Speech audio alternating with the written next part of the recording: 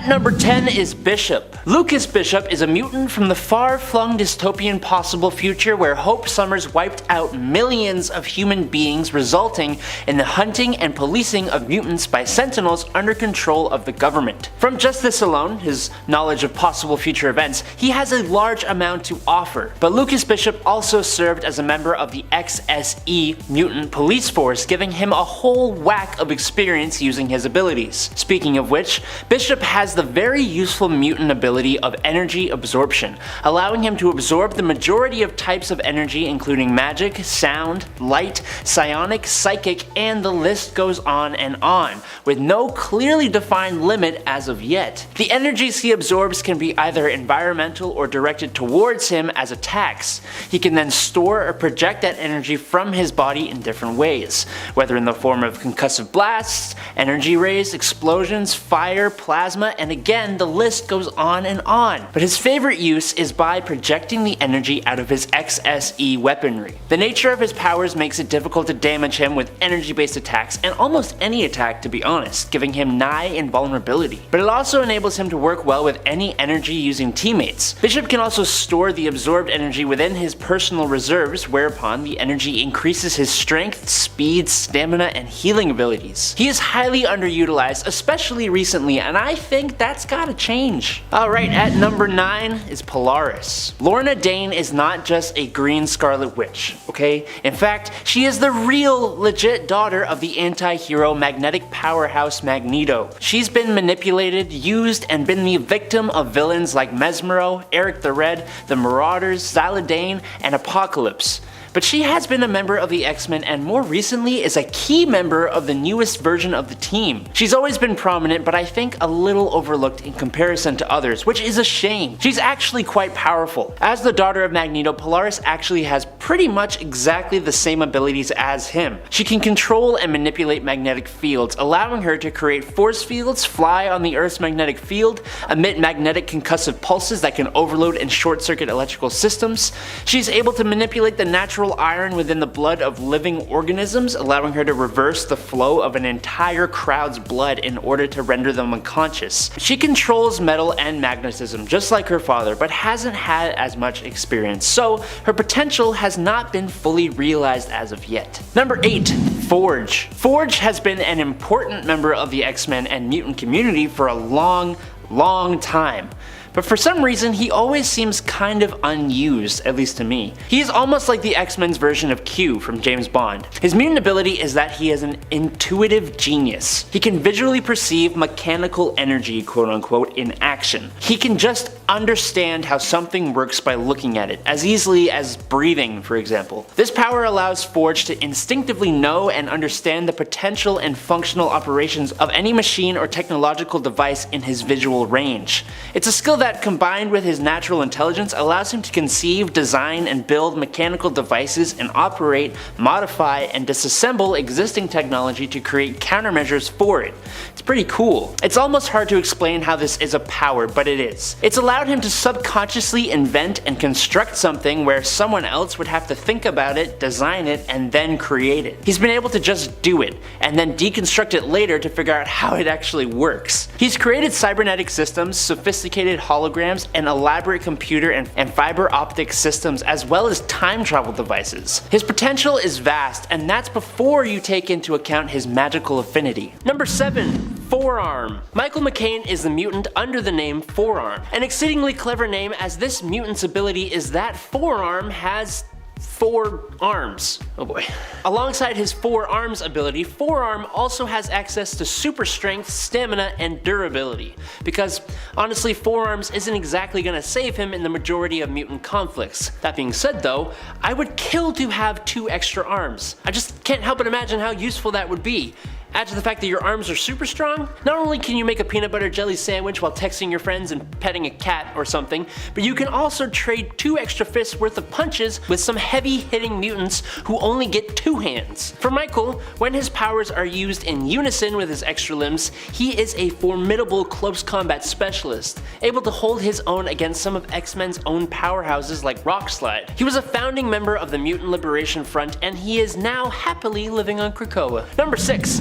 Nature Girl. Although Lin Lee started off at Jean Grey's school for higher learning, after she witnessed some of the horrible things humanity is doing to the earth and to nature, she would instead become an eco-terrorist fighting back against humanity, which makes sense given her powers. Nature Girl's powers are directly connected to the natural world, so she can communicate, influence, manipulate, and control nature, living beings, except I guess not humans or mutants, plants, natural phenomena like the weather and geology of the earth, and the matter and energy of which all these things are composed of. Now that statement alone kind of encompasses a lot of different stuff. She can call upon animals and ally herself with them. She can make plants grow, move, and attack people. She can control the weather to a degree and heal nature to a degree too. She was on the run from Wolverine for a while and was able to get away from him a few times using her abilities. And she looks totally awesome wielding the Krakoan cudgel with her big antlers and the goat legs and stuff. Super cool. Number 5, Miranda. The only reason this character is on this list is because a lot of people have not heard of her. She doesn't even have a last name. Miranda had powers that appeared at first to be cosmic level reality warping. Warping on a level the Beast created the term Omicron level mutant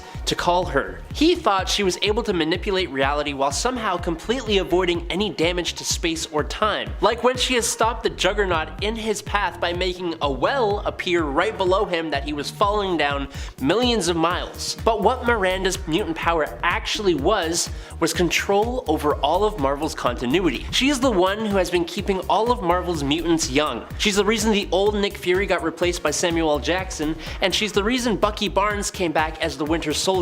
At least, she is in this alternate universe of Earth TRN 656, the one from X-Men Worst X-Man Ever. I'm just kind of curious to see if this ultra powerful mutant will ever show up in other stories or even the 616 universe at all. Number 4, Banshee. Tom Cassidy has been around for one heck of a long time in the world of Marvel's mutant community, and he has done some pretty prominent things, but his power doesn't seem like it's all that impressive, and he is kind of looked over when thinking about the mutants, but he shouldn't be. Sean has acoustic kinesis, an ability he does many cool things with. Primarily, Sean emits a sonic scream. Now the sound waves from this sonic scream have shattered solid objects, cracked skulls, and even liquefied people. But he has done so much more with this ability. He can ride the sound waves he creates using his suit to be able to fly at subsonic speeds. He can create sonar by sending out a pure signal note and listening to the returning sound. He can tighten the sound waves around himself and others to create sonic shields, and more than that though, he has been shown to affect the fluid inside people's ears with his sonic screams, being able to set them off balance and even render them unconscious. One ability that had me raising an eyebrow is the fact that Banshee can even subtly influence people's subconscious mind by changing the tones and vibrations of his voice, effectively using hypersonic suggestions and persuasive abilities. Don't sleep on Banshee, people. Number 3, Firestar. Another pretty powerful mutant who just hasn't had any key moments to speak of. Angelica Jones, also known as Firestar, has the awesome mutant ability of microwave energy manipulation and generation. She uses the Earth's electromagnetic field and converts it into microwave radiation. She also absorbs microwave radiation from her environment and from stars in the galaxy. She can then focus this energy at targets or to do different things. She can set targets on fire, explode them, and even melt them. She is consistently keeping her powers in check because she has the potential to damage the entire Earth and its atmosphere with her abilities, which is why she is even more powerful in space, where she isn't limited by the fragility of the Earth. Out in the cosmos, she has been able to easily produce an attack that injured Garthan Sol when he possessed the energy of the entire Nova Corps. And she also used her abilities to power a massive Shi'ar interstellar transport gate with very little effort. She's even been able to disrupt the psionic powers of others using her own power. Most impressively, Emma Frost. She is still young and learning to use her powers, but she needs to be more than just one of Spider-Man's friends because she is a powerhouse of potential. And at number 2 is Husk. Paige Guthrie is part of a family that has a lineage of mutant abilities. Sam Guthrie Cannonball, Joshua Guthrie Icarus, Melody Guthrie Arrow, and Jebediah Guthrie, who doesn't have a superhero name. Paige's power is a wee bit unorthodox though. She has the ability to shed her skin, and by concentrating on specific chemicals or elemental formulas, she can cause the layer of skin underneath to be a different element or shape or state. She can become any solid that she has studied and can imitate metal, diamond, granite, wood, rubber, and even glass. She's been shown to turn into a sharp-toothed lizard once, which is weird. She doesn't have perfect control over her abilities at this point in time, but when she transforms, she obviously gains different abilities depending on what she turns into. She's granted herself super strength and durability, flame generation, and many other different things. Her shedding lets her get rid of dirt or sweat and even minor injuries, which is both cool and kind of a little freaky, but she has all kinds of potential if she is given the time to properly train her powers. And in at number 1, Megan or Megan or Megan or however you want to say it. If you were a fan of Excalibur in the late 80s and early 90s, then you'll likely know who Megan is. That's with 2 G's. Megan is a unique character like most of the mutants are. She's a mutant empath with the ability to shapeshift, but she is also an elemental of great power, and she's even got a dose of fairy heritage. Her list of abilities is a little hard to define, as it is with most shapeshifters, and it can even be augmented by her connection with the earth. She is transformed into a Godzilla-like dragon that could breathe fire, and even a werewolf-like creature with all the enhancements that can afford. Megan has also shown through her environmental connection and mutant empath abilities to be able to adapt to situations and also to the emotions of those around her. So for example, she can grow gills and fur, or become prettier when those around her think she is ugly. She can also turn into other superhumans as well, gaining their powers but with less potential, which even worked when she became a female version of the Silver Surfer, which is kind of nuts. She is resistant to reality warping powers, and she even has a true form where she can manipulate elements, fly, and manipulate magical energies. She is a highly capable mutant and character. She just hasn't really done a heck of a lot since the 90s, and that's a shame. Coming in at number 10 is Sync. Sync has the mutant ability of power mimicry, meaning, like Rogue, Sync can copy the powers of other mutants. Unlike Rogue, Sync has the benefit of not doing harm to whoever he is borrowing powers from, and he can also do it without physical touch. Recently though, after being resurrected, Sync got a bit of a power boost, and he may even become a new Omega level mutant. In the story, Sync not only uses his normal mutant powers to replicate the abilities of the mutants Sunfire and Cyclops while they were both nearby, but is also able to tap into Jean Grey's telekinetic abilities while she is literally all the way chillin' on Mars. Sync's growth in power post-resurrection was first noticed back in 2021's X-Men number 18, with Sync documenting that he was now able to sync not just with mutants, but other superhumans as well, which is quite the boost, and I think it just keeps going up and up and up. In the House of M alternate reality, Sync even got to the point of permanently retaining others' powers, which would be an incredible significant power boost as well. As a main member of the X-Men though, it's kinda hard to be surprised he's getting power boosts. So, yeah. At number 9 is Iboy. Iboy is usually undervalued because he looks really silly, and I get it. He does look like if the drummer for Kings of Leon had 57 eyes, but you should never judge a book by its cover, because although Iboy doesn't look very menacing and seems rather confused most of the time, he's actually got a pretty good power set. He's got the ability to see just about anything, no matter how small and no matter how far. But on top of his microscopic and telescopic vision, he can also see basically every light wave there is, including X-ray, infrared, and thermal, among many others, including the magical plane as well. He also has night vision and even chemical detection. That's right, he can see pheromone secretions from people, giving him a tracking ability as well.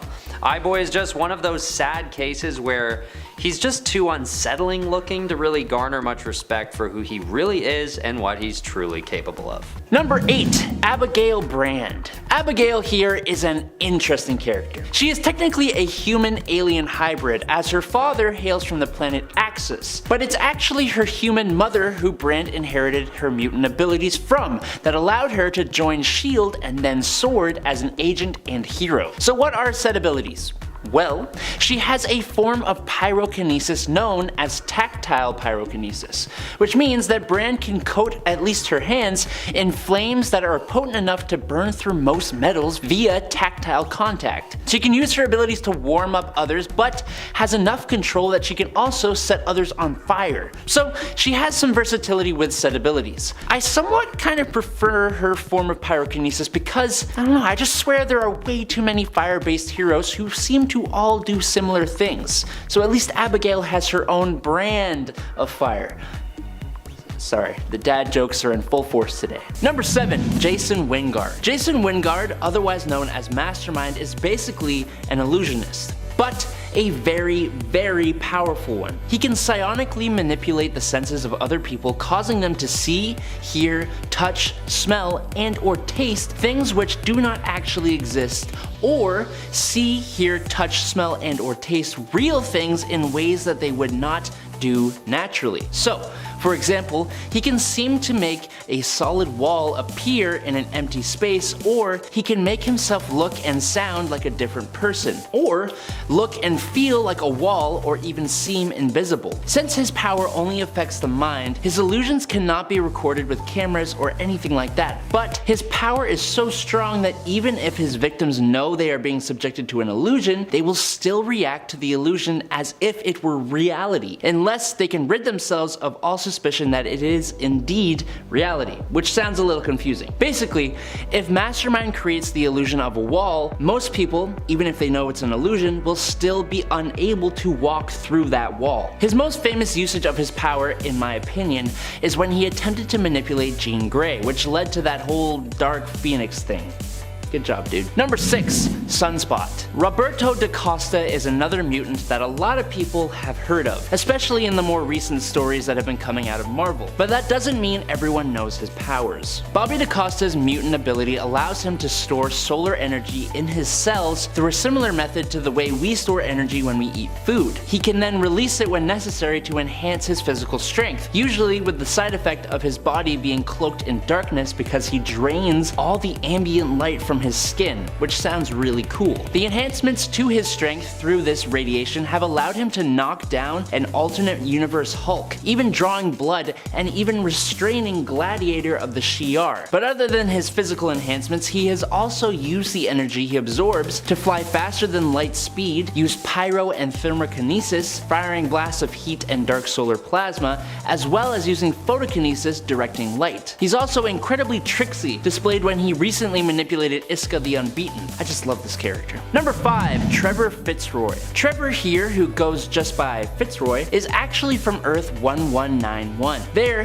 he was the illegitimate son of Anthony Shaw, the Black King of the Hellfire Club. Trevor's mutant ability was to drain other living beings of their life force, converting it into energy and absorbing it into himself, usually disintegrating his victims. With this life force, he can do a few different things, like opening temporal wormholes to travel across time and space, teleportation, shifting objects into different time frames, altering the flow of time to return people or objects to a previous incarnation, and freezing people in a type of stasis. The thing is, the usage of his power depends on the life force he absorbs. So for example, one wormhole would be equivalent to one person's life force. It's a little scary, to be honest. He did get a big power boost in the Bishop the Last X-Men series, where he tries to become time itself. He is a super cool and super dangerous character. Definitely check him out. Number 4, Harold Leland. Harold Leland was an alcoholic and obese corporate lawyer and also a mutant with the abilities to increase the mass or gravity of a person or object within his line of sight. He can use this ability to increase mass all at once or over time, slowly increasing the more a victim struggles. The power has shown to even break the ground beneath a target depending on the strength of that ground. So for example, there was a time that he sent Wolverine from inside the Hellfire Club all the way through the floor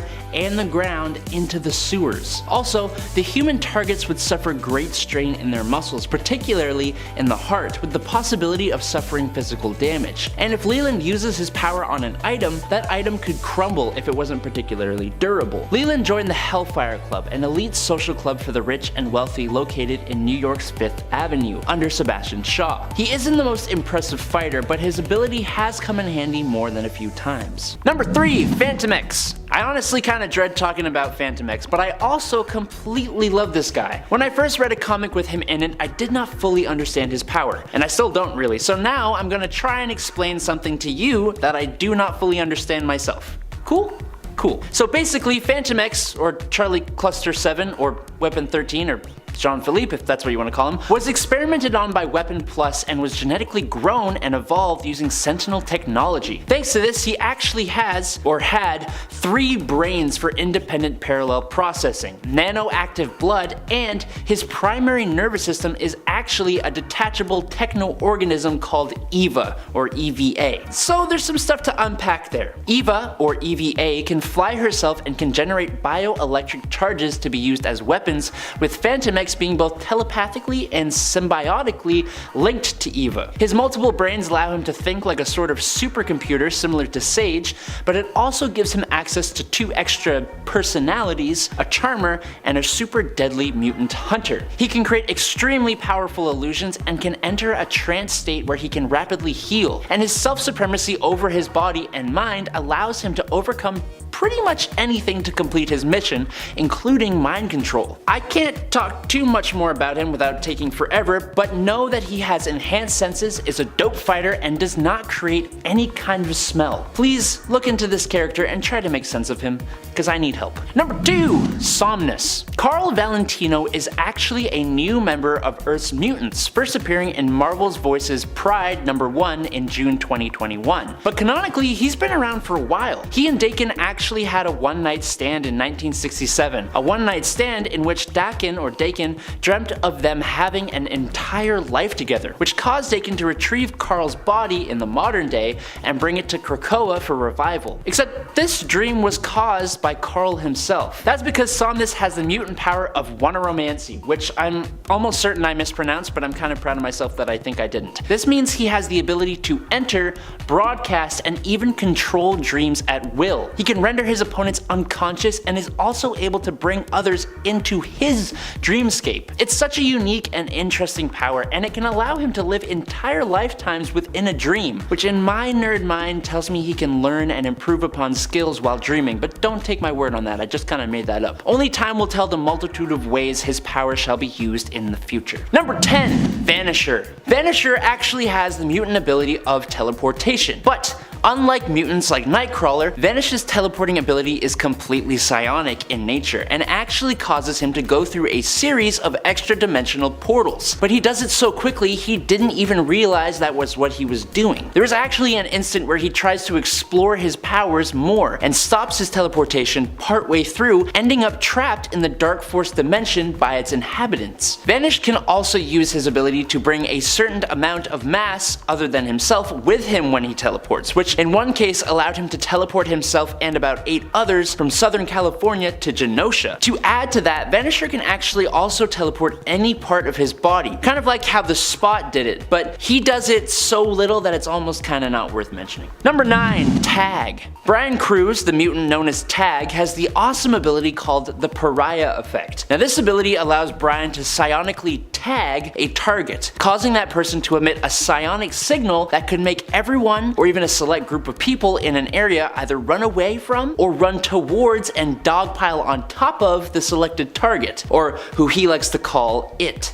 The distance of this game of tag was about 100 feet, and everyone affected by the ability, excluding the one tagged, was fully aware of what they were doing while not being able to control their own actions. It's such an interesting ability, and it's fun as well because he can also tag a target with the effect of having that person run away from themselves, so they would just be uncontrollably running until he cancelled the effect. He was part of the group called the Helians until he lost his power on M-Day and passed away in a missile attack shortly afterwards.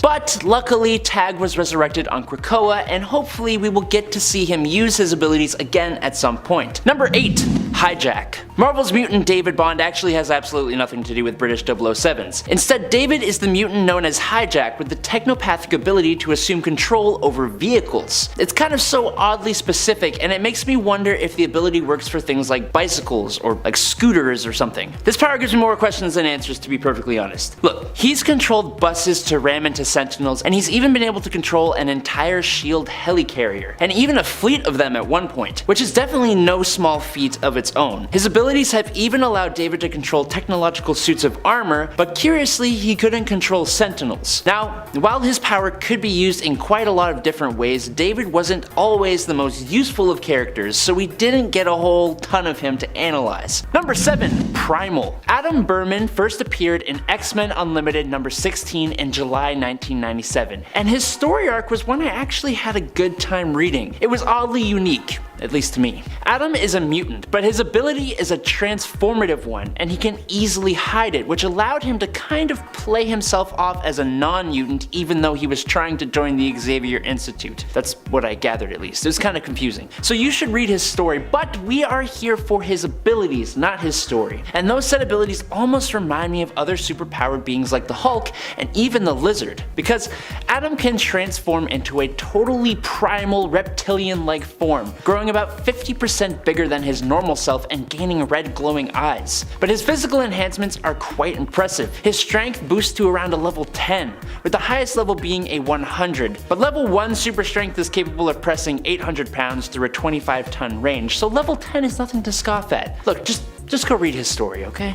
Number 6. Adam X. Another Adam! Almost like I liked that name or something.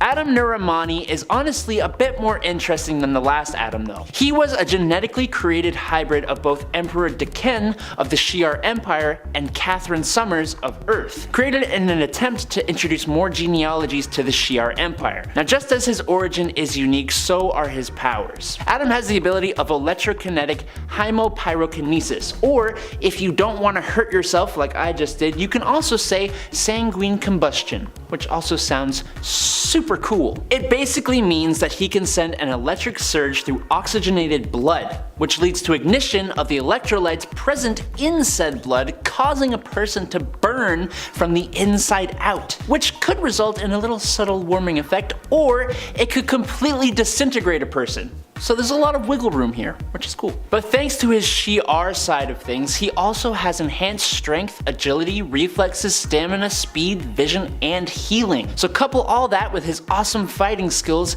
and the cool cybernetic retractable claws, and Extreme is someone you don't want to mess with. Coming in at number 5 is Shatterstar. So I was like this close to including Longshot on this list, but he doesn't even consider himself a mutant, and there's a whole bunch of weird time mojo verse stuff going on, so instead I'm going to do his father and or son, which is a whole other thing in itself.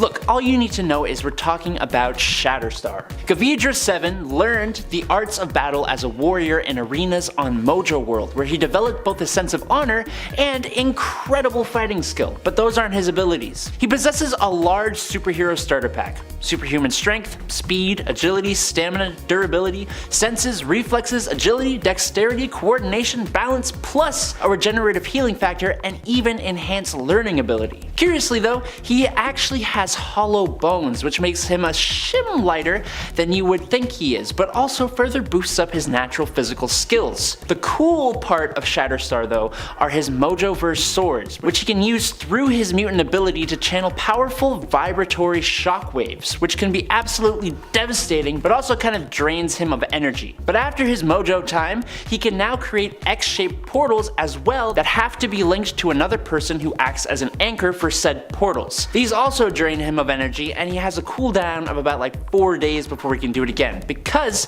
this powerhouse needs some kind of balancing. Number 4, Aurora. In the last part of this series, we talked about Northstar, but that mutant has a sister, and guess what? Surprisingly, the mutant gene runs in the family. That shouldn't be surprising really, because genes and all that. Wow, this is a horrible intro. Janine Marie Beaubier, otherwise known as Aurora, can generate a bright light, which according to the wiki is equivalent to 500,000 foot candles. Or if you aren't weird, it's about as strong as a lighthouse light, which is also an extremely weird frame of reference, but I digress. She and her brother can both do this by varying the rate of acceleration of the molecules of their bodies out of phase with one another, thereby generating a cascade of photonic discharges. The light can actually do some interesting things, like she can make make a calming light that can even interrupt psychic control, or she can make concussive light blasts. Or, which is even cooler, she can even create lightning blasts that actually do some considerable damage. Like her brother, she can also move incredibly fast, and thanks to her molecular manipulation, she can also be extremely durable, heal quickly, and even withstand all the g-force of moving so fast without doing those insane weird breathing exercises that pilots have to do. Number 3.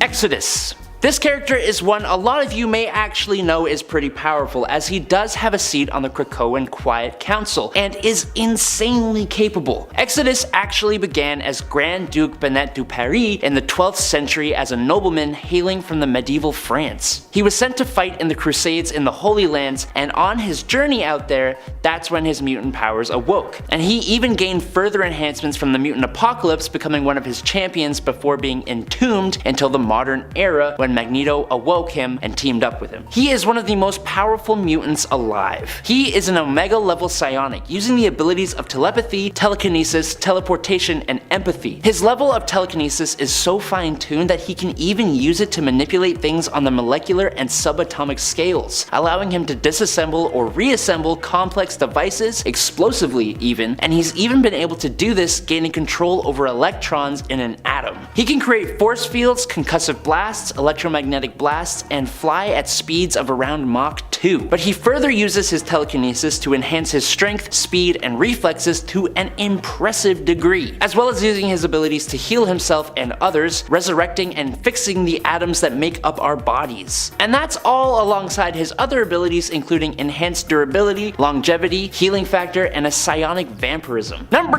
2. Cosmar. When Tashi Rapina first showed up in 2020, her mutant powers caused a little bit of a problem. Tashi has Wanaric reality warping, essentially meaning her dreams branch out and affect the reality around her, trapping her and whoever is around in the dreams. Now, people trapped in there can be physically or telepathically affected by these abilities. So, for example, when she was having a nightmare, some guards discovered her and were turned into monsters by her abilities, but it only added to the fuel of her nightmare, making things a lot more worse. Her abilities can also show others their dreams or fears. It took Wildside using their abilities to make Tashi's nightmares into a pleasant dream to free those who had been trapped inside. It's a bonkers power, and its emergence affected her physically too, which led her on a mission to try and find a way to look more human again. But her ability is definitely one of the more unique ones I've seen, with those who become trapped in her dreams being connected in one neural network with Tashi and used as a power source. Number 1. Danny Moonstar. Okay, a bunch of you guys mentioned Danny Moonstar in the comments of the last part, as there was a mutant that had a similar shtick.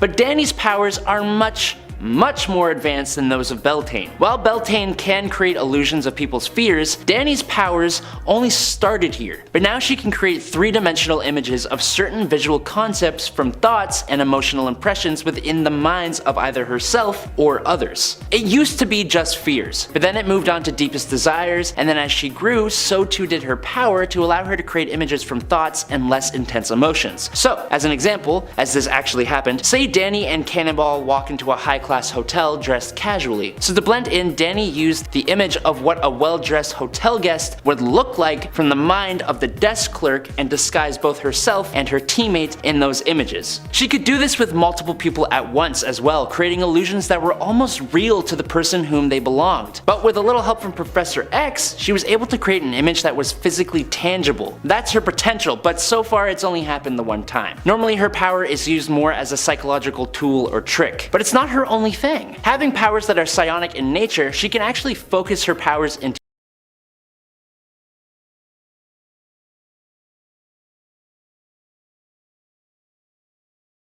harm. Number 10. Emma Frost. She's probably the biggest name on this list. It almost feels like everyone knows her powers, but someone suggested her in the comments, and well, she's awesome. Emma Frost possesses telepathic abilities on a similar level to Charles Xavier. She's been referred to as an Omega-class telepath and has demonstrated the ability to stalemate Exodus and overcome telepaths such as Nate Gray and Rachel Summers through greater experience and skill. With her telepathy, Emma Frost can create psionic shields, telepathic cloaking, telepathic illusions. She can absorb information and upload information into others. Emma can project one's astral form from their body onto the astral planes or the physical planes. She can inhibit others' powers, induce pain, erase a person's memories, and heal mental trauma through psychic surgery. She has intuitive multilingualism, mind control, can create mental links, induce mental paralysis and sedation. She can alter others' minds, cause a kind of mental amnesia. She can telepathically detect and track others, not to mention produce psionic blasts and psionic lightning. And that's not mentioning her secondary mutation of a diamond form. This grants her super durability, strength, and stamina, as well as psychic immunity, but at the cost of her psychic powers. Number 9. Black Tom Cassidy. Black Tom Cassidy is the cousin of Sean Cassidy, who's Banshee, and he was originally a longtime crime partner to the villain Juggernaut, but his powers are interesting to say the least. Originally, his mutant power was bioorganic thermokinetic blasts, generating concussive blasts of force through any wooden medium. Normally, it was forgive my pronunciation, a shillilag, which is a traditional Irish wooden fighting stick. Tell me if I messed it up in the comments, please. After a fight with Cable, doctors grafted a wood-like substance onto his wounds, healing him and allowing him to channel his bioblast directly through his fists. But as a result of a genetic virus, the substance spread over Tom's whole body, turning him into a Groot-like looking dude, which actually worked to his benefit as the secondary mutation gave him plant growth, allowing him to grow to immense size, superhuman strength, a healing factor, chlorokinesis, which is control over plant life within his vicinity. He could distribute his consciousness among plants he controlled, and Cassidy could drain the life force of organic beings. He eventually returned to a human form, but kept the capacity to control plants to a limited degree, mainly focusing his powers on wood specifically, and using the energy channeling aspect of his powers, he could increase his striking power to generate protective shielding. Number 8. Sebastian Shaw. Sebastian Shaw is a mutant that you'll probably best recognize for being the Black King of the Hellfire Club, or the guy who somehow took out Darwin in the X-Men First Class movie. I still think that was dumb. His powers are actually a bit different from that movie though. Shaw has the ability to absorb energy, specifically all forms of kinetic energy directed at him, and use it to enhance his strength, speed, and stamina. This includes physical damage such as that sustained in battle, and kinetic blasts such as Cyclops' optic blast or Gambit's explosions. That's why you'll sometimes see him punching walls, being hit by his own underlings, or allowing himself to be hit by his foes in order to build up more and more of the kinetic energy to empower himself. He can also absorb and use other forms of energy such as electricity and magical energy, as shown in Avengers Academy when fighting Hercules. He can build up and store this energy and release it whenever he chooses. His biggest power, however, comes in the form of being such a powerful and influential figure in the Hellfire Club. Number 7. Manifold. Originally, Manifold was thought to be a teleporter, but his powers are much more than just teleportation. Eden actually has the ability to communicate with the universe and kind of ask it for certain things, and in turn the universe would change and mold to do what he wanted. So for teleportation, for example, he's actually kind of creating the Einstein-Rosen bridge and folding space to allow himself, or whatever he wants, to be teleported from wherever he is to wherever he wants. It's the same thing when he creates portals. He's used the ability to fold space around him to make him appear invisible, and he can even fold space around beings and things, like when he teleported a bit of the sun's plasma to his hand and folded space around it so it wouldn't be able to hurt him, which is a crazy thought. Even though this ability only works in his native reality, it seems like potentially an incredibly powerful ability. Number 6. La Bandera. First appearing in Wolverine Volume 2, number 19 in the December of 1989, La Bandera is said to be the daughter of a supporter of Fidel Castro, and her mutant ability is basically to be an awesome leader, which in turn apparently powers her secondary mutation. So, her first mutation is as an empath, able to influence the emotions of others, which she mainly used to inspire people to fight against oppression, and then in turn the amount of followers she had would power her energy projection powers, which she would channel through her staff. So So if she has no followers, then there's no energy projection. But if she's using her empath abilities properly, then she should always have followers, right? She began fighting dealers, who she followed to the South American country of Tierra Verde, which at that point was ruled by a harsh and corrupt dictator. She teamed up with Wolverine to fight the dictator, but unfortunately she passed away at the hands of Zeitgeist in 1995 and hasn't really been talked about since, like, at all. Number 5. Blindfold. It's interesting that Blindfold wears a blindfold, as she was born with no eyes or eye sockets for her to blind with a fold. But don't think being unable to see is some kind of handicap. Blindfold is wildly powerful. Blindfold's powers are psychically based and are strongest in telepathy and wielding astral energy, which she can make solid to do a number of things, including creating armor, weapons, force fields, and energy blasts, and using it to cast her astral projections into the physical world. Using her telepathy, sometimes in conjunction with the astral plane and its energies, Ruth is capable of astral travel, psychometry, precognition, retrocognition, clairvoyance, psychic possession, mental influence, and she even has some chaos manipulation. She also has a degree of telepathic resistance, meaning telepaths can't read her mind, but they can still possibly attack it and possess it and all that fun stuff. And in at number 4 is Destiny. After talking about Ruth, it seems like a logical shift to talk about her possible great-grandmother, Irene Adler. Irene Adler, otherwise known as Destiny as a mutant, has a long history going all the way back to the 19th century, and she was even in a relationship with Mystique all the way back when. While she has her eyes, unlike Blindfold, Irene is indeed physically blind. But it's okay, as she could still see the future. That's because Destiny has the mutant power of precognition, able to mentally scan the probability spectrum of alternate futures, and by concentrating, she could focus on only the most probable alternate futures. She could scan the alternate futures that existed from 1 second away up until those that existed 15 minutes away, but she could be 97% accurate if her predictions were 10 seconds away or less, allowing her to basically see what she was doing even though she couldn't see what she was doing. Number 3. Emma Steed. Emma Steed is actually the Black Queen of the London Hellfire Club. If you are noticing a lot of Hellfire Club members here,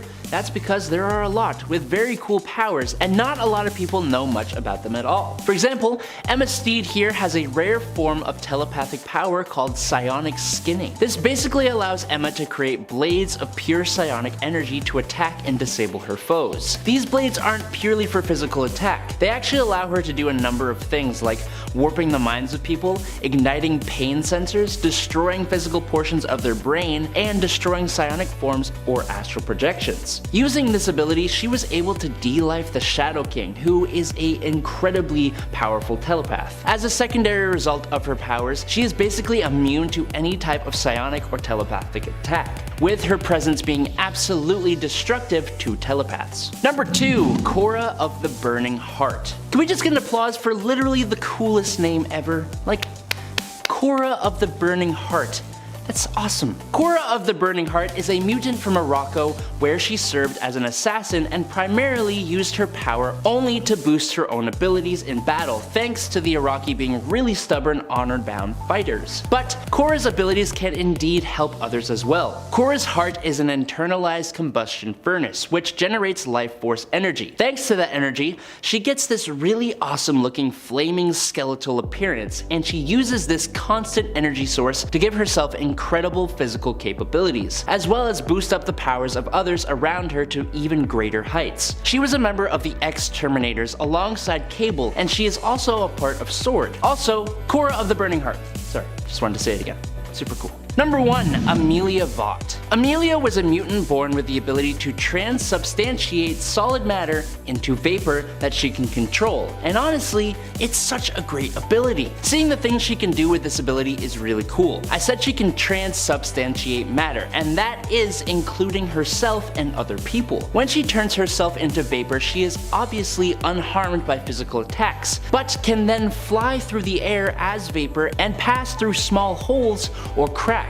But the vapor is still physically there, which means she can still move objects as Vapor. She has also turned her allies into Vapor to get them out of dangerous situations, substantiating them beside her. And she's even stolen weapons off of enemies, turning them into Vapor, which she then reformed in her own hands. But wait, there's more. Using the astral plane, Amelia is able to transport herself and anything else across the surface of the globe in an instant, even summoning distant people to herself by teleportation, converting them into mist and then bringing that mist into her presence to be reformed. It's just super cool. In at number 10 is Beltane. Beltane is a mutant you may likely not have heard of. Her real name is currently unknown, but we know she was part of a group of Romani gypsies. She was captured by the Latvarian monarch and awesome supervillain Dr. Doom and experimented on, which activated her latent mutant abilities, and also set off her desire to overthrow his rule with a group of other escapees. Now, Beltane's ability is the secret weapon of her group. She has the ability of fear projection, which means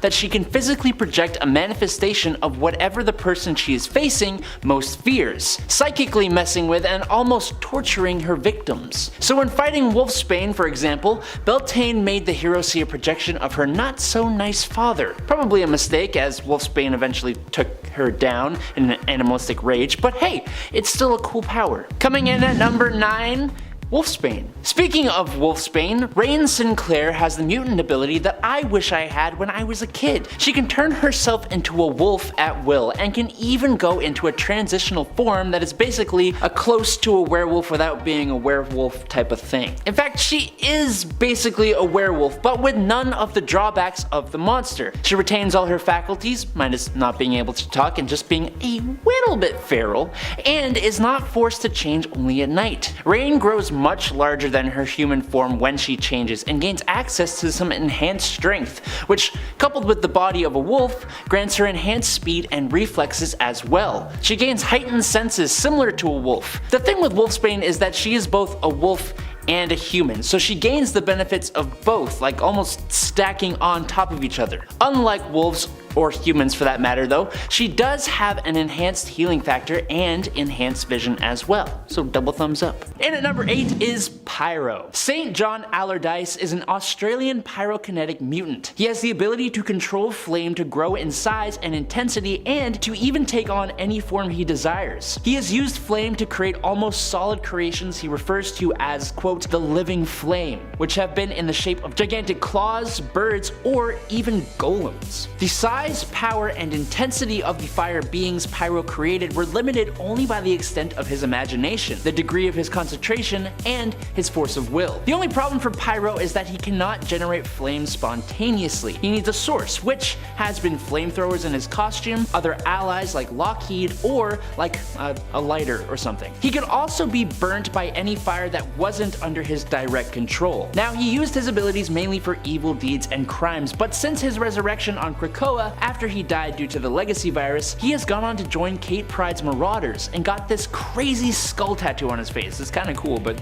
also I wouldn't do it, but you know, whatever. Number 7 is Strong Guy. I kind of can't believe I haven't talked about Guido Carosella yet. Despite this guy's massive hulking appearance, he is one of the most entertaining mutants around. Essentially, Guido, who goes by the name Strong Guy, has the ability to absorb kinetic energy and use it to enhance his physical strength. Now, at a base level, he can lift around 50 tons, which is already more than a lot of superpowered beings. But using his kinetic absorption, he can boost that strength up to far above 100 tons, making him one of the strongest characters in Marvel Comics. Unfortunately, Guido's body suffers from his mutation. Storing the kinetic energy he absorbs for more than 90 seconds will permanently distort his body in very painful ways. The distortions he's already suffering from cause him to be in constant pain, which, being the great guy he is, pushed him towards being absolutely hilarious to hide his pain. Hey y'all, if you love the manga, if you love the anime, well then make sure to check out Most Amazing Top 10 Anime. James is an awesome host bringing you videos just like this one, but with that manga and anime setting. You should definitely check it out. And coming off of that, number 6 is Layla Miller. Of all the mutant powers I've come across, Resurrection is one that doesn't actually happen too often. But Layla's resurrection ability is an interesting one. It comes with a major side note. Layla has the ability to resurrect dead beings, restoring their bodies and their consciousness, but not their soul. Without their soul, the resurrected being will have no conscience or morality. We saw this happen both with Strong Guy and Trevor Fitzroy, who were resurrected by Layla, who eventually experienced drastic changes in their personality without their souls. Another key factor about this resurrection is that it can only be performed within minutes of the individual's death. Layla claims she can also reverse this process, taking back the life that she gives. Another interesting note for Layla is that during the House of M, Layla was resistant to Wanda's reality warping abilities and retained all of her memories. She could even give others back their memories. She's also been to the future and studied magic with Dr. Doom, so like, that's cool as well. Coming in at number 5 is M. Just the letter M. Monet St. Croix has an interesting past, and honestly, her family is a big part of that. Her brother is an incredibly powerful bad dude who trapped her in a different form where she is known as Penance. As Penance, she has diamond skin, a telepathic resistance, and super sharp claws. M can even combine with her younger siblings Claudette and Nicole, but on her own, Monet is essentially a near perfect being. All of her physical and mental skills are greater than the natural physical limits of peak humans, granting her super strength, speed, agility, stamina, senses, intuition, and a genius level intellect, as well as reflexes that even allow her to catch bullets. She can fly at supersonic speeds by sheer force of will, she can read minds, project her thoughts into the minds of others, and defensively mask her mind against telepathic intrusion, and she has even displayed some telekinesis. And on top of all that, she has the power of being ridiculously good looking. Lucky. Number 4, Marius St. Croix. I could talk about Monet St. Croix for a long time, but her brother, he is just terrifying and needs to be discussed. Marius, who eventually goes by the name Emplate, has the ability to siphon mutant energy by feeding on the bone marrow of mutants using his super creepy feeder mouths that appear on the palms of his hands. Emplate needs the energy from mutants in order to survive, almost like a mutant vampire. And like a vampire, if Marius siphons all of a person's energy, his victims will pass away. Also like a vampire, if Emplate drains only part of a victim's energy, he can gain a kind of psychic control over their mind, and can cause the mutant to become an energy vampire just like him, but under his control.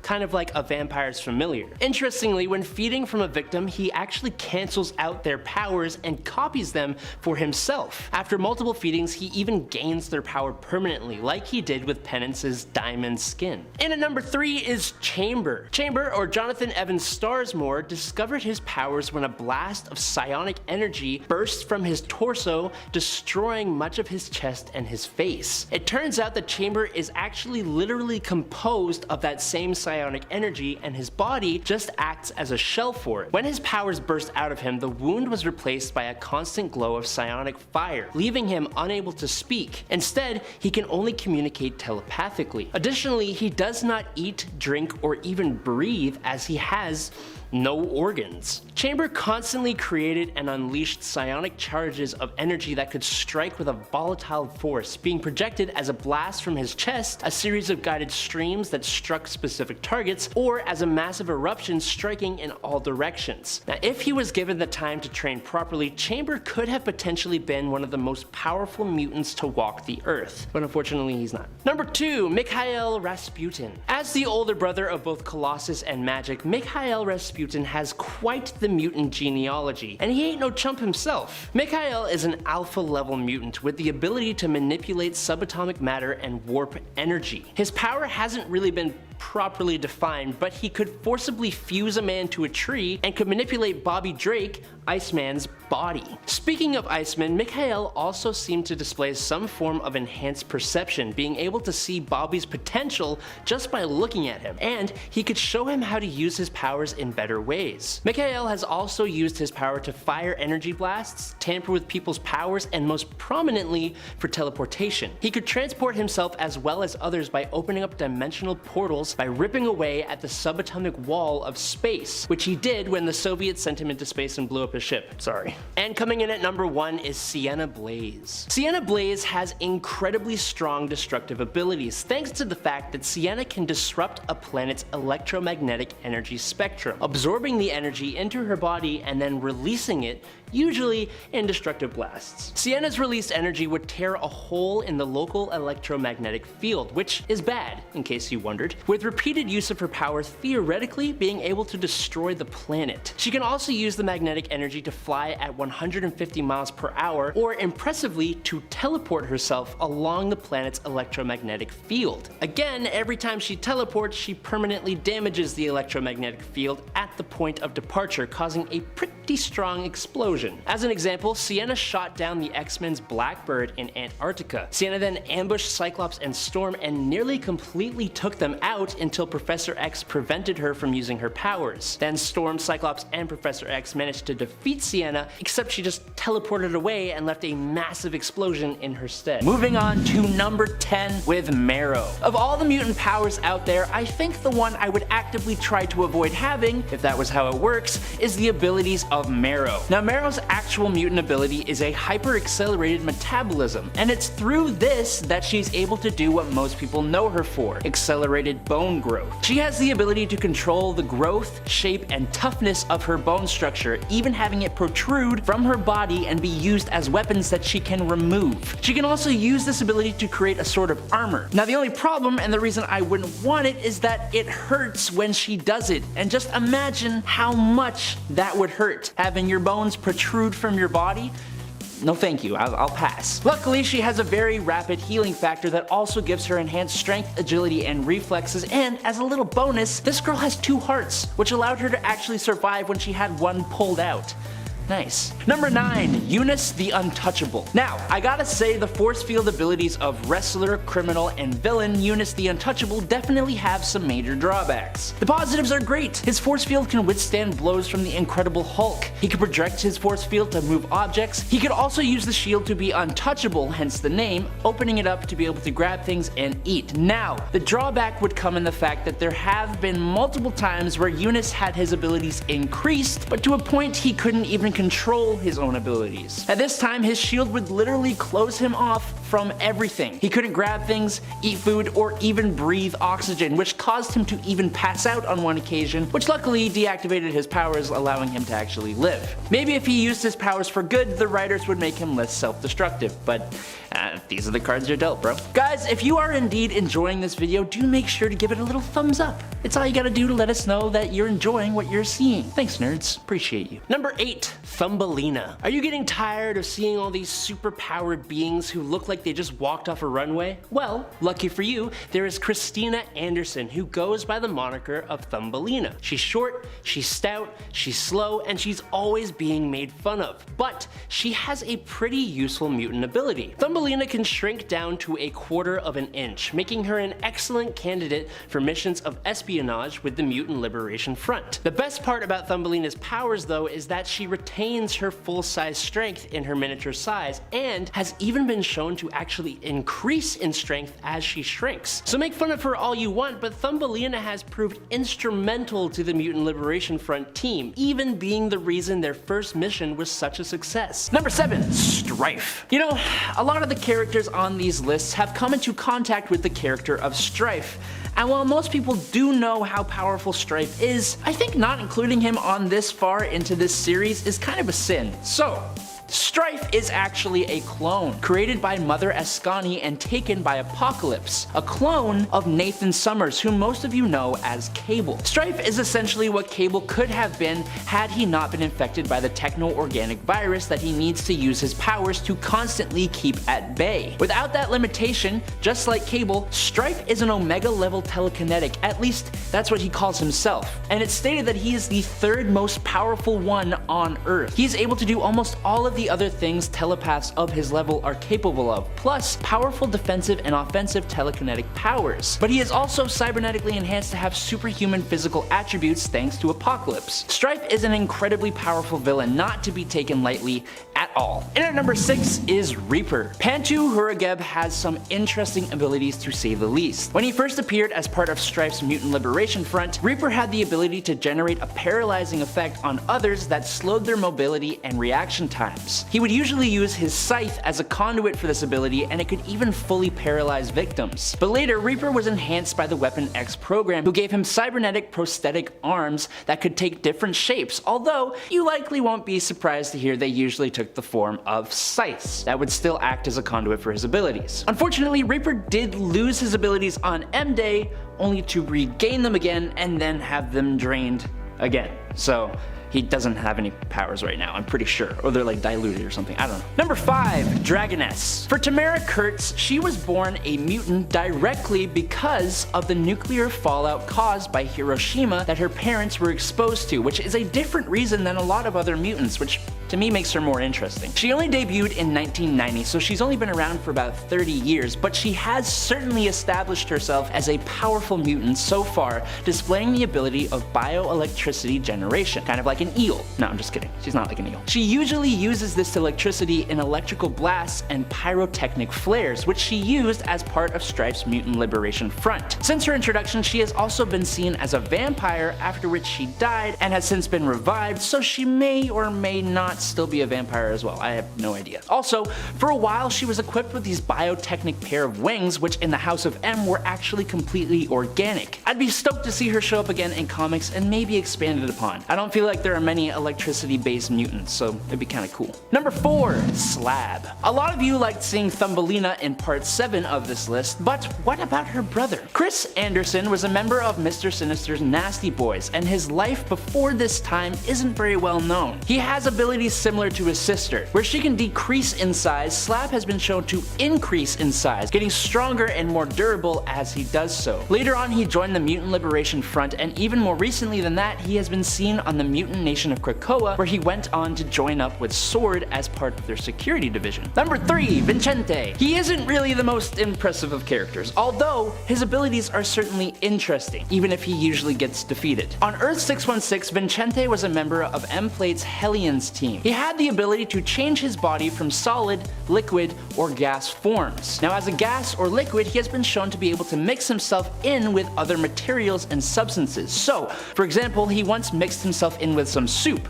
Or, in the Age of Apocalypse world, he became wine inside a bottle. Over time, he further developed his abilities so that in his gas form, he could now render himself poisonous if inhaled. He was defeated twice, and since the last defeat, he hasn't really appeared more. Not yet at least, so let's cross our fingers and hope he shows up. Number 2, Skids. Sally Blevins, otherwise known as Skids, has a long history in Marvel Comics, being involved with many other mutant characters and teams from Magneto and Charles Xavier to the Morlocks and Exterminators. First introduced in X-Factor number 7 in August 1986, Skid's mutant ability is to create frictionless force fields that protect her from pretty much all physical attacks, falls, energy weapons, and projections. It can also allow her to kind of skate at a bit of speed given the frictionless nature of these force fields. She can also use her force fields to extend to others if she focuses. There was one really cool moment when she protected Avalon from breaking up upon re-entry to the Earth's atmosphere with help from Jean Grey. That was really cool. So if you ever check that out, check it out. That made no sense. Whatever. Let's move on. Number 1, Wind Dancer. Sophia Mantiga was increasingly isolated at a young age, being ignored by her father, Walter Barrett, after the death of her mother and being told to not use her powers. Now, Sophia finally reached a breaking point. She entered into one of her father's grocery stores and let loose a hurricane inside of it. After she was arrested by police, Mr. Barrett was confronted by Danielle Moonstar, who saw Sophia on the news. She, persuaded him to enroll Sophia into the Xavier Institute. Sophia Mantiga has aerokinesis that she uses to amplify small vibrations in the air and draw far-off sounds to her ears. She can also disrupt the equilibrium of others with compressed air, lift herself off the ground for flight, create sharp forces of wind that can cut through material, and she even creates isolated whirlwinds or direct blasts of high-pressure air control. And she can manipulate the movement of air, but this is all before she was depowered. She has been a part of the the Marauders, X Corporation, New Warriors, and New Mutants squad.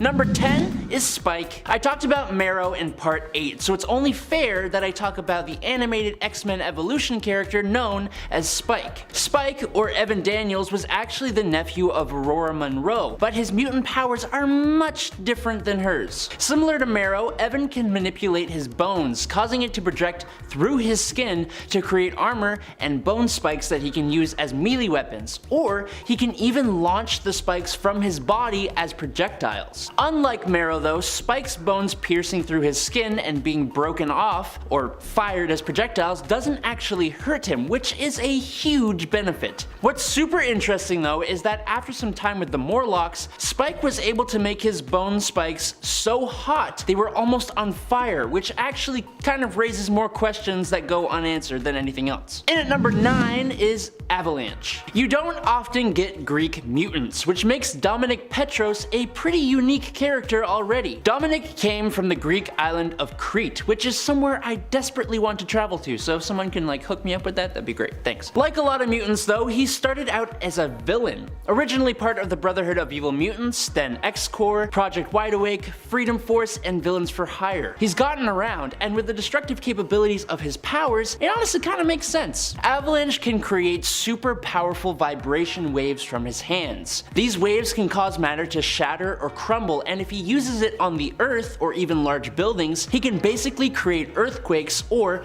wait for it, avalanches. But Avalanche has quite the control over this ability, able to move objects, create tidal waves, cause the ground to move or shatter, or even ride waves of earth as transportation. And he even used his abilities to be a fantastic landscaper. If you guys are enjoying this content, I beg of you, slap that thumbs up button. It's the only thing you can do to prove you're loyal to me. I mean, to show your support. Number 8, the Blob. The Blob, or Frederick Dukes, is one of those characters I really didn't give enough credit to when I was growing up. He can actually do some pretty cool things, and some things that didn't even occur to me.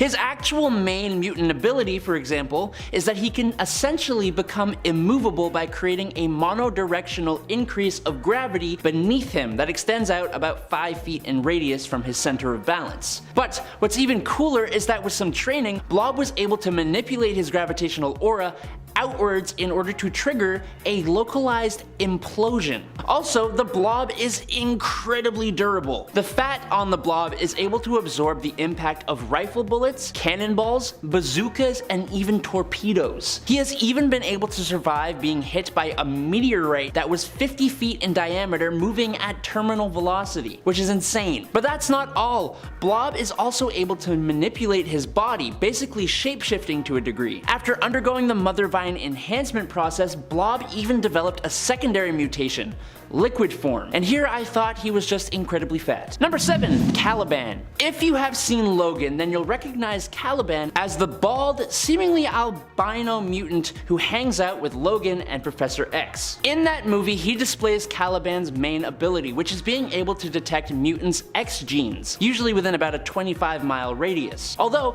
it's worth noting he has been able to detect particularly powerful mutants from further away before. But what I want to talk about is Caliban's other power that most people don't know. It's called his flight or fight response. So whenever Caliban feels stressed, he manifests 2 extra powers: super strength that can overpower Spider-Woman, and fear absorption. This second power allowed Caliban to absorb the psionic energy created in the fear from others and amplify it back into his environment, doing things like very quickly turning those nearby into a fear-induced panicking mob. This ability was boosted by Apocalypse twice when Caliban served him as both death and pestilence. Number 6, Frenzy. Joanna Cargill, like a lot of the X-Men, started off as a villain. She ran away from her home after her mutant powers activated, and she caused the passing of her not-so-great dad in self-defense. From there, she would join Apocalypse's Alliance of Evil, where she would do battle with the X-Men. She would go on to join the Acolytes and eventually the X-Men too. Now, she works as an agent of S.W.O.R.D. on Abigail Brand's X-Men Red team. So, with a history like that, she has got to have some cool powers. Well, Frenzy's main power is invulnerability. She possesses steel-hard skin, which has only ever been penetrated by adamantium. She's is also highly resistant to extreme hot and cold,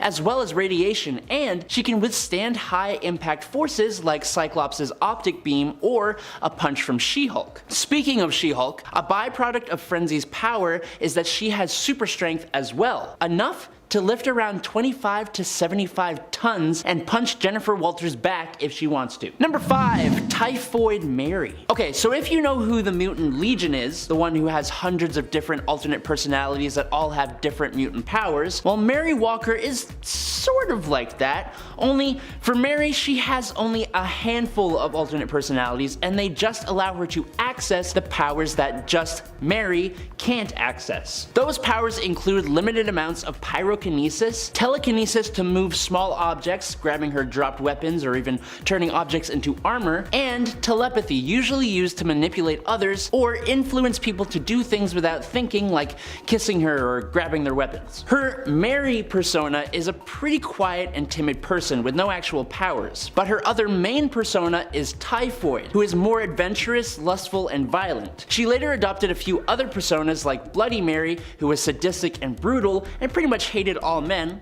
Kind of understandable, sort of. And Mutant Zero, who was a cold, calculated, and militaristic person. Number 4, Mask. The Morlock leader, Mask, has a pretty ironic ability. He himself is not exactly the most gorgeous of beings, but his abilities allow him to alter the appearances of others through touch, molding their bodies and features like clay, or just mentally influencing the change he desires. He can alter people's hair and skin color, body structure, and several other features, including turning limbs into tentacles. Mask can also use his powers in combat by making an enemy's limbs attached to their body, like that, or by closing their breathing orifices to limit their combat prowess. His powers of body manipulation later evolved so that he could alter his own flesh, but the new limits of his powers were stated to be a secondary mutation by Charles Xavier. Apparently, when Mask's body was pierced by Shatterstar's sword, Mask instinctively altered his own internal organs to help him survive, and ever since, he's been able to modify his own body. But what he can do exactly in terms of modifying his own body hasn't really been told yet, so we don't really know. Number 3, Christine Cord. Although Christine Cord, now going by Longstrike, doesn't actually have any mutant powers anymore after M-Day, she used to actually go by the name Tattoo, because her mutant ability was a chameleon skin that allowed Christine to form words or patterns on her skin which she could use to camouflage herself or convey messages. But she actually has a secondary ability in the form of biophasing. This basically meant that Christine was able to move through matter, and if she reached into another person, which is a terrifying thought, she could disrupt the neurochemistry of a person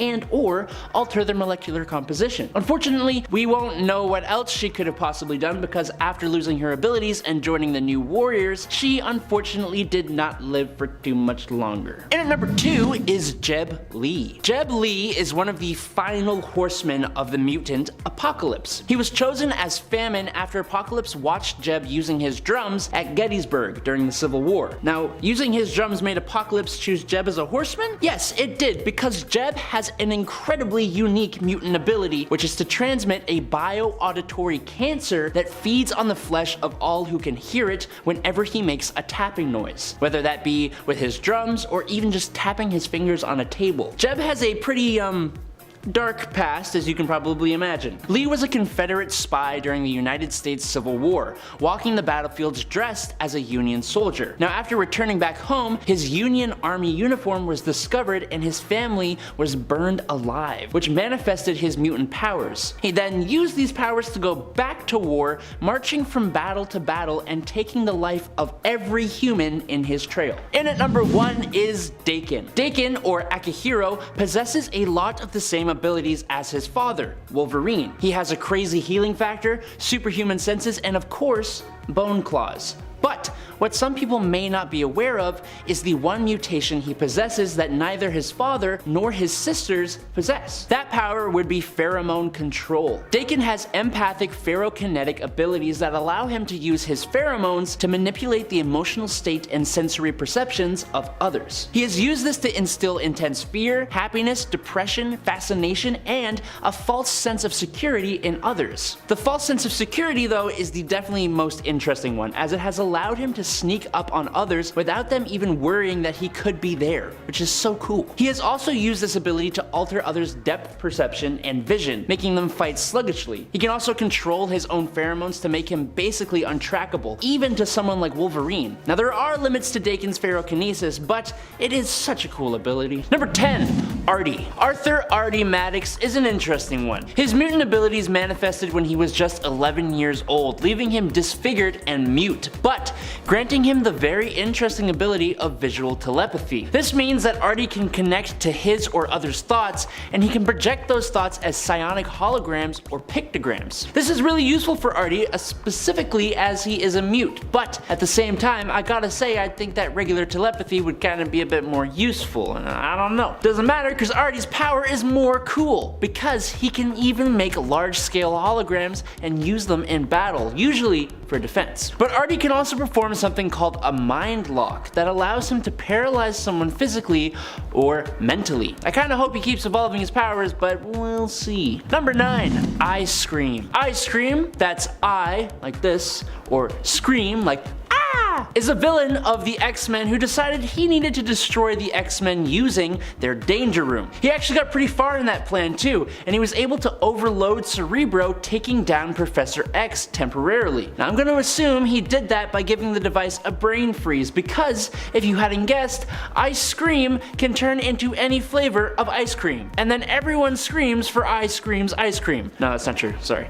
But using his abilities, he was able to enter the X-Men's mansion and the Danger Room before Xavier came back too and lowered the temperature in there, freezing Ice Scream's ice cream form, which is when a clown turned him into a banana split and split from the scene. Just go read Amnoxio the Clown from 1983, you'll get it. Make sure you guys check out the other videos in this series and drop a like on this video to show us your support. Number 8. Peeper.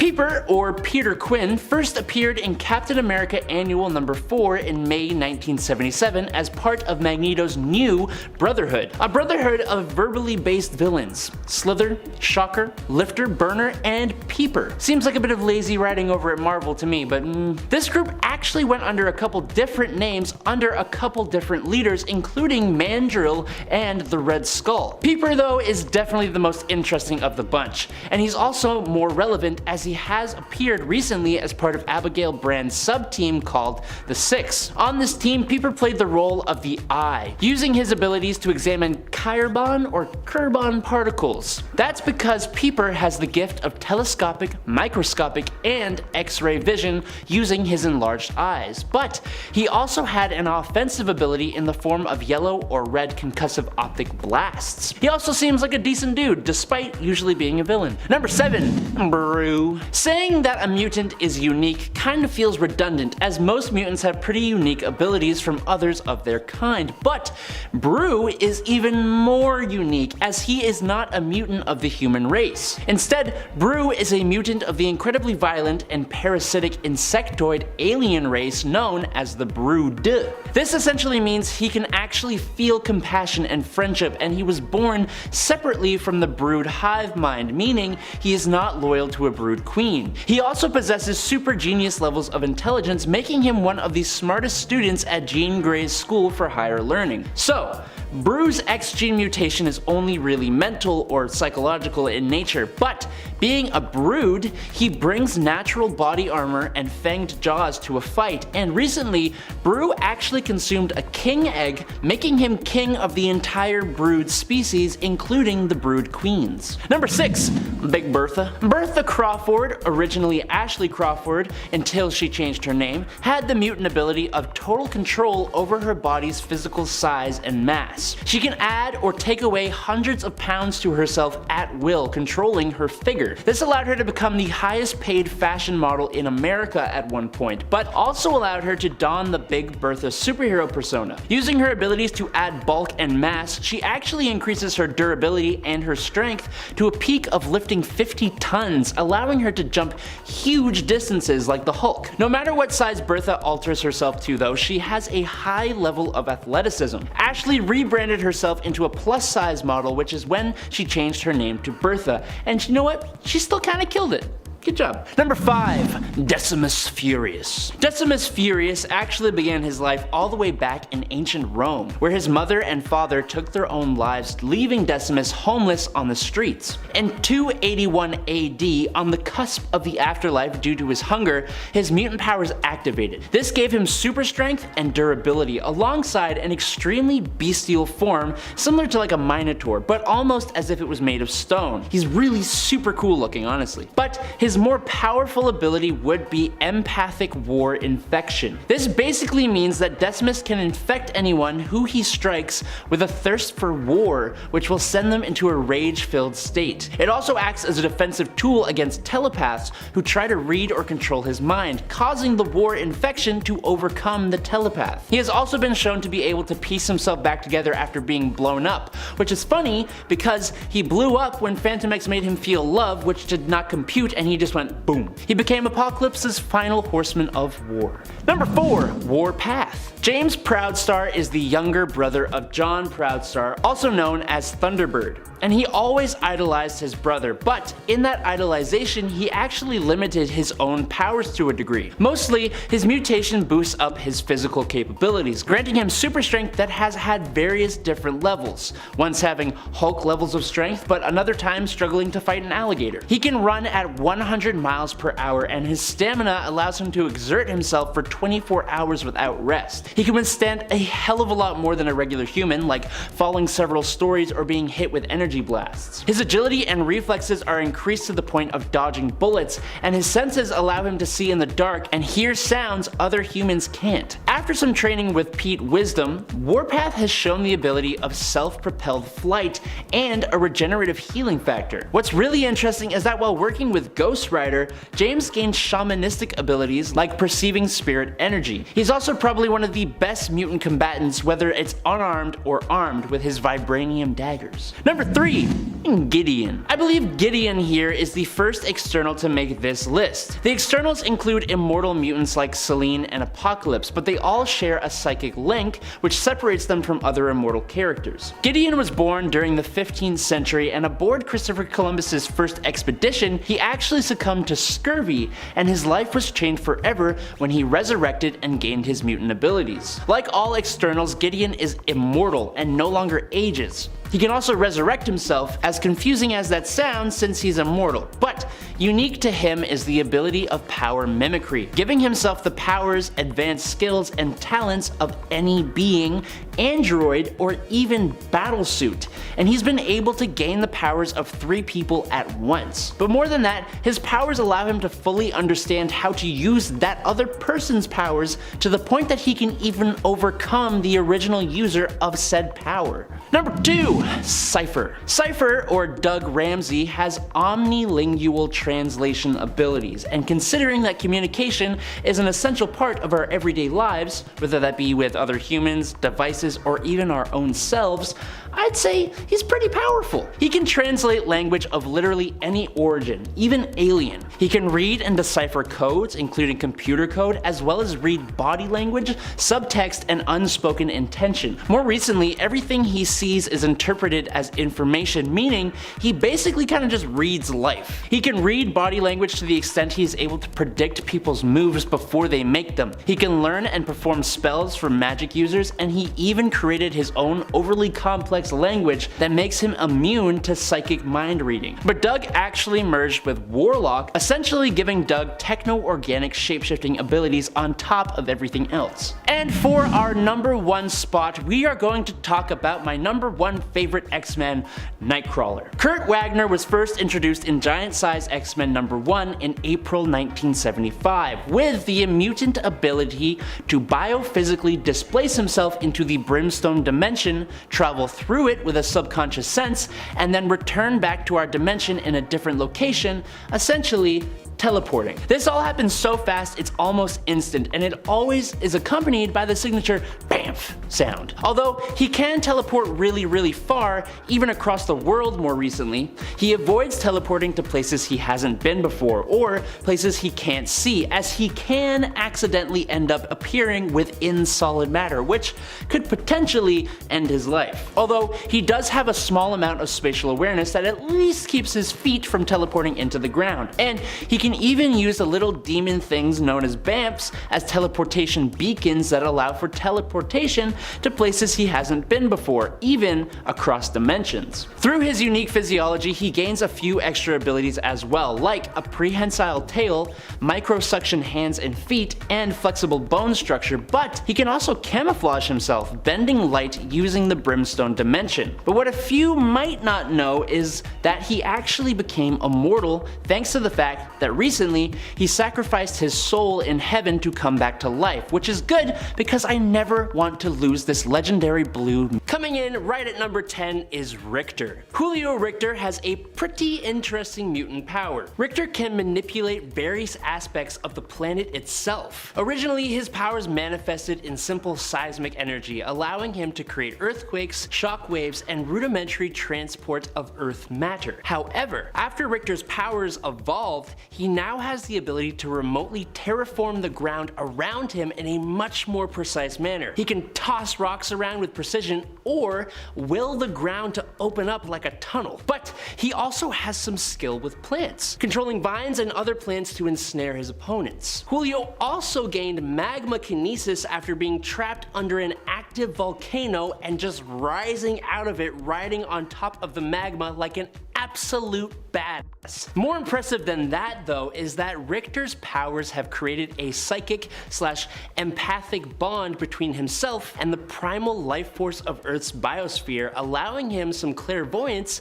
and mysticism. Definitely one of the coolest characters I have never heard of. I just wanted to pause here to say if you're enjoying this list so far, dropping a like is all you have to do to help us out and let us know that this is what you want to see. And on that note, we're gonna get to number 9, who is Gorgeous George. Beauty is in the eye of the beholder, and when I behold George Blair, gorgeous is not the word that comes to mind, but nonetheless that is the name he holds. Gorgeous George's body is composed of this tar or putty-like stuff that through his thoughts can be expanded, morphed, and reshaped in any way he wants. Using this ability, he has been able to turn his entire body into a puddle or make himself extremely slippery to avoid capture. Side note, becoming extra slippery just makes me like ick, you know? I don't like that slipperiness. George is also very hard to injure. He can reconstitute parts of his body and can even bend to dodge attacks. The slippery thing also kind of helps with this as well. He has also once tried to choke Strong Guy by using his powers to enter his lungs, which is just a terrifying thought. On a lighter note though, his arms are actually longer than normal because he forgot their normal length after getting drunk with other members of Mr. Sinister's Nasty Boys. Well, that's kind of cool.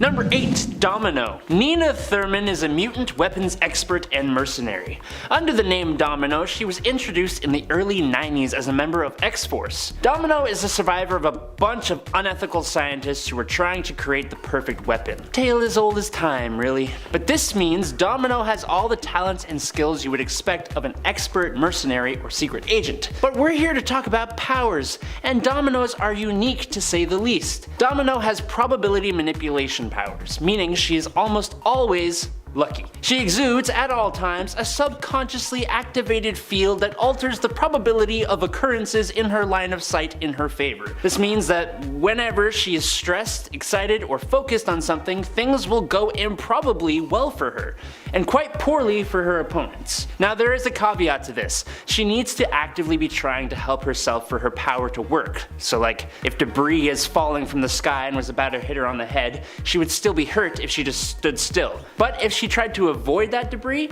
she would move perfectly to avoid each and every piece about to hit her. Now the full potential of Domino's abilities hasn't actually been fully realized yet, and Marvel has a knack for updating powers whenever they want. But with an ability to be lucky, there's only a finite amount of things you can't do. And at number 7 is Dazzler. Dazzler, otherwise known as Allison Blair, is a mutant with the ability to transduce sound into light. She's also a very gifted singer and performer, which she uses in tandem with her powers to just blow people's minds at her concerts. But she is more than that. She can take any source of sound other than her own voice, unless it's projected back at her, as light energy which she stores up and can use in a bunch of really cool ways. Obviously, using the lights she emits, she can blind adversaries adversaries, but she can also create therapeutic light to help allies. Her Dazzle Blast, which is either the worst name ever or the best name ever, is a light show so intense it overwhelms the nervous system of whoever is watching and can knock people out. She can also shoot lasers that can cut through solid metal and photon blasts that strike with concussive force. She can create quote-unquote light fog to hide allies. She can create force fields for offensive and defensive purposes, and she can even fly. She's become the Herald of Galactus in a What If comic, and she was actually one of the more impressive versions of Thor from God Doom's Thor Corps, even coming over to the 616 reality at one point. Dazzler is awesome and very underused. Coming in at number 6 is Mimic. As a child, a nosy and curious Calvin Rankin accidentally exposed himself to one of his father's experiments. Altering his body and triggering his powers, Calvin soon discovered he was able to mimic the abilities of others who were in his close proximity. He first appeared as an adversary to the original X-Men, copying and mimicking all their powers at once. After he reformed, he was offered a role on the team. Now, as a member of the X-Men, Mimic didn't really get along too well with his fellow teammates, but he was one hell of a powerful asset to them and was responsible for a few of the team's victories. Cyclops resigned as leader shortly after Calvin joined, and weirdly, Professor X chose to make Mimic the team's leader. Over time, other powers he has copied include the powers of Hulk, Banshee, Marrow, Gambit, Rogue, Storm, Colossus, Nightcrawler, Shadowcat, Pharaon, Megan, Kylan, Micromax, Rachel Summers, Wolfsbane, Pete Wisdom, Psylocke, Risque, Siren, Warpath, Sunspot, Cable, Caliban, Domino, Boom Boom, Richter, Cannonball, Shatterstar, Post, Blob, Mystique, Toad, members of the Crazy Gang, and so many others. The thing about Mimic in comparison to Sync or Rogue is that he copies skills and abilities as well as powers, and even mimics physical attributes, which gives him a degree of more versatility at the cost of lower power levels. But he's still really cool. Number 5, Multiple Man. Multiple Man has such a crazy interesting power.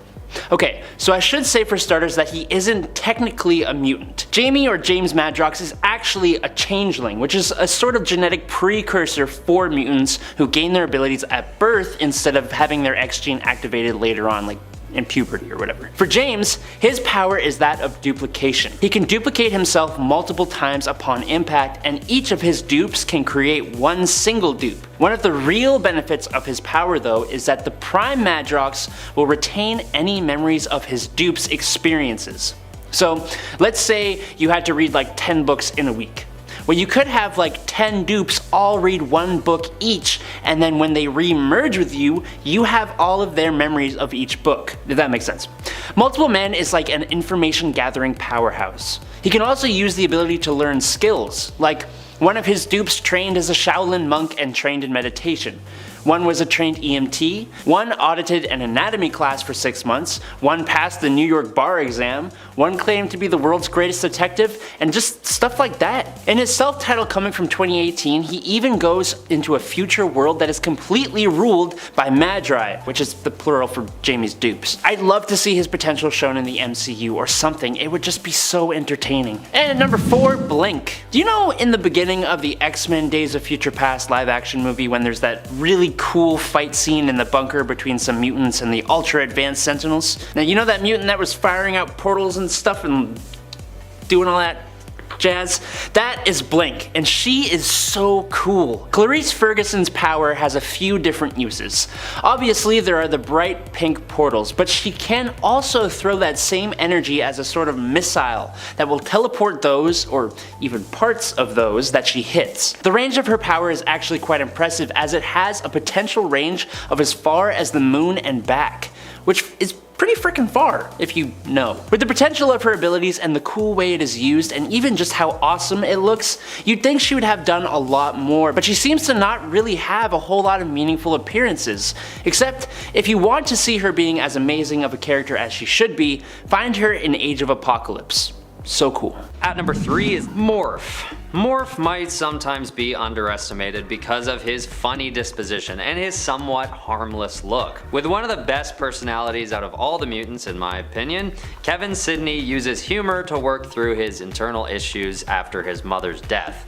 But externally speaking, he deals with his other issues using his totally underrated power set. Morph is a master shapeshifter, capable of changing his body and his voice to mimic those of others. Not to mention, he's also able to fly at speeds of 40 miles per hour and has a healing factor due to his ability to manipulate the makeup of his molecules. But what's coolest about his powers is that if he chooses to grow more muscles, his strength will actually increase along with his appearance, and even if he can't get his strength up to match his opponent, his defensive stats are insane due to his ability to absorb the impact of any physical projectiles by simply allowing them to pass through him. Number 2, Gambit. Gambit has the really cool mutant ability of molecular acceleration, allowing him to convert the potential energy of a non-living object through touch and kinetically excite the molecules to the point that they explode. Usually when a mutant has an ability that manipulates molecules, they have a pretty vast array of powers.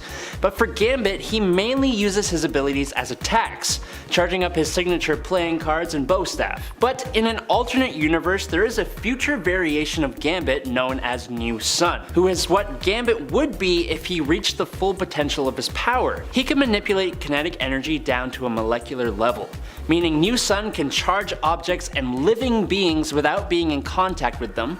He can stop objects that are in motion and make still objects begin moving. He can turn into a wave of energy, letting him travel through space and other dimensions, and he was even able to defeat the Dark Phoenix in his own universe by himself. We do see 616 Gambit use a lot of the same abilities as New Sun in a fight between the two in Gambit's 1999 solo series, but just knowing the potential this awesome Cajun sensation can reach, ooh, it's spicy. At number 1 is Chamber. Chamber is another underrated mutant with a power set that isn't quite appreciated the way it should be. It may have something to do with the trauma that Jonathan Starsmore goes through to acquire his powers, and further how that experience hinders him from achieving certain goals that other more accomplished mutants are able to. Basically, Chamber has what's described as a furnace of psionic energy stored in his chest, and when his powers are first discovered, this energy explodes out of him, destroying the lower half of his mouth and blowing a hole in his chest cavity, forcing him into intensive surgery to reconstruct the lost body parts. Eventually, he hones his powers to a point where he can aim psionic blasts on command, which is kind of like Cyclops, except in this case it's coming out of a hole in his chest. But what's more is that Chamber later learns that he's in fact a descendant of Apocalypse, and he is eventually properly reconstructed by Clan Akaba in the appearance of Apocalypse. Although this leads him into a depression, Chamber then gets a huge power boost from this modification and changes his name to Decibel before joining the New Warriors. Coming in at number 10, it's Toad. Toad has been a member of the Brotherhood of Evil Mutants and by extension a part of the mutant community for a hot minute, but in my opinion Mortimer Toynbee hasn't really been utilized as much as he should be given his massive list of abilities. Toad has a degree of superhuman strength, specifically in his back and legs, which allow the little weirdo to jump around 25 to 37 feet, and he'll kick you so hard you ain't getting back up. He's got flexible bone structure, superhuman stamina, durability, reflexes, and agility. Toad, like a lot of super beings, has a regenerative healing factor, but unlike a lot of mutants, he has UV vision, a super strong 30-foot prehensile tongue, acidic saliva, sticky paralytical resin out of his pores, and pheromone secretion. I can understand why he isn't exactly at the top of the mutant landscape, partially because he's kind of really gross, and just overall unpleasant, but he does have a hell of a lot of abilities to offer. Number 9, Ricochet. Now I don't know if this is cheating, because you slap some web shooters, super strength, and the ability to do everything a spider can on this mutant, and you basically have Spider-Man. In fact, the superhero name and costume used by Jonathan Gallo was originally used by Peter Parker as a secondary superhero identity when Spider-Man was framed for ending someone's life. But enough about Webhead. Jonathan Gallo is a mutant with the abilities of superhuman agility and reflexes, with his agility allowing him to jump long distances, and when he combines his powers, he can almost bounce off walls in a sort of I don't know, ricocheting type movement? But that's not all. Ricochet also has another mutation in the form of his Danger Sense, which is totally not the same as Spider Sense, except it sort of is. It allows Jonathan to sense danger before it happens. Now with his agility, reflexes, and Danger Sense, this mutant possesses 3 of Spider-Man's more useful abilities, but he's just different and cool enough that I can still respect him as more than some cheap knockoff. Number 8. Lifeguard. Lifeguard, or Heather Cameron, arguably has one of the most useful mutant powers possible. Her ability is called Danger Detection Response, and basically what it means is that she can detect danger to her or others' lives in her vicinity, and she can literally evolve whatever powers are necessary for her to stop those lives from being lost. She can gain more than one power at a time and is able to control said powers after just a few seconds. It also seems to be kind of limitless in what she can do. Her situation biomorphic adaptations have taken the form of growing wings for flight, extra arms for carrying and super strength, her skin turning into a sort of golden metallic super awesome armor, gills for underwater breathing with her legs even turning into a fishtail for better swimming ability, as well as simply upping her strength level from normal to superhuman. It's almost too fitting that she was an actual lifeguard before her powers emerged. She's a literal lifesaver. At number 7, we've got Forget-Me-Not. Forget-Me-Not might also be a case of people judging a book by its cover because he doesn't really look too menacing, if we're being honest. But to be fair, his powers do also sound pretty lame at face value, so it could be that. Basically, this mutant can't be remembered by anyone he meets once he's out of sight. And as sad as this must be for him in his personal life, Forget-Me-Not can use this power to his advantage in a huge way in the right circumstances. In one case, he's even able to dupe all of X-Force when the team has to form an elaborate plan just to track him down. They're only able to finally catch him by having Dr. Nemesis record himself explaining to the team the existence of Forget-Me-Not as they search for him, and they keep watching it over and over again on their coffee breaks. And the only caveat to this whole situation is that the maintenance bots, along with, I'm assuming, any computer automated system, can remember Forget-Me-Not, which sort of weakens the potential for his powers in a way. So although he's more powerful than you might think, he's still got some vulnerabilities, but heck, everyone does, right? Forget-Me-Not. Number 6. Dust. Created by Grant Morrison and Ethan Van Sciver for 2002's new X-Men number 133, Soraya Kadir is a young Muslim mutant who's enrolled in the Xavier Institute for Higher Learning. Now, she has largely been just a background character in the stories she shows up in, but Dust has been present for some of the largest events in recent X-Men history. Soraya was even one of the mutants who kept their powers after M-Day. Soraya is usually a pretty shy and quiet girl, but don't let that fool you. Her powers are no joke. Dust is able to transform into a cloud of sand, or dust, and even act as a violent sandstorm, literally stripping the flesh from her opponents. When she couldn't properly control her powers yet, Dust even unintentionally flayed 2 men alive after unleashing her power in an act of self-defense. Dust has also been shown to use her power internally, meaning like inside another person, entering her enemy's lungs and eroding them from the inside out, which is just a lovely thought. But wait! There's more. It also appears that Dust is immune to magic and telepathy based attacks in her sand form. The only problem is that if you pull out a hose or like a super soaker or something, she's pretty much done, as she's extremely vulnerable to water. She's a powerful mutant, but sorely underutilized. At number 5, we have Marrow.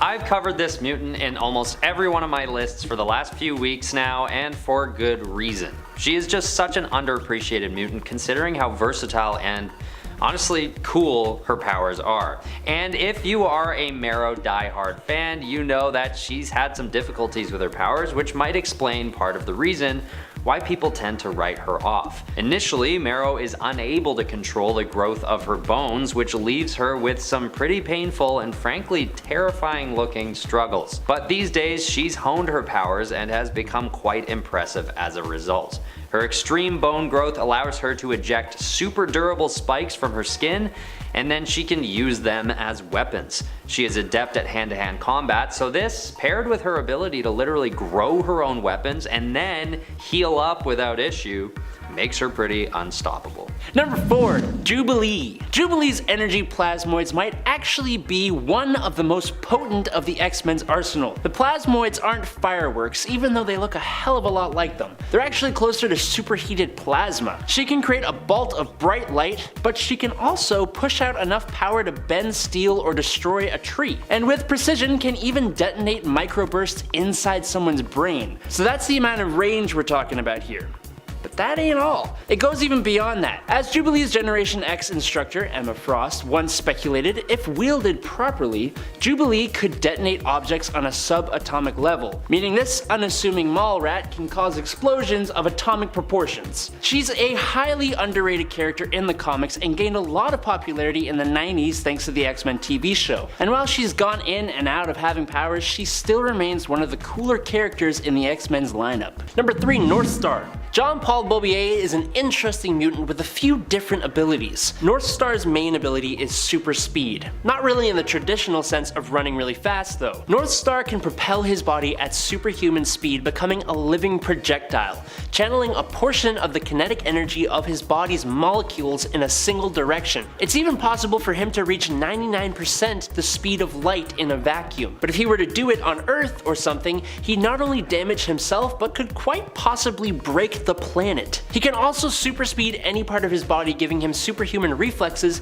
and an incredibly fast metabolism to heal wounds. What's really cool is that since he is taking atomic motion from the muscles, his muscles become closer, making him superhumanly durable, allowing him to survive moving at the speeds he does without tearing himself apart. He also uses his ability to fly by projecting the kinetic energy downwards, which in turn lifts him upwards. Northstar used this ability to basically cheat as an Olympic skier, which is kind of really unfair, but whatever. And we haven't even talked about his photokinesis and concussive blasts yet, and we're not going to, so moving on. Number 2, Sage. Sage is a super genius with a brain more powerful than any computer in the world, granting her perfect memory and rapid analytical abilities. She can come up with the perfect plan in an instant, learn just about any skill without having to practice it, remember everything she's ever experienced, perform multiple tasks at once by allocating a partition of her brain to each task, and, thanks to training with Professor X,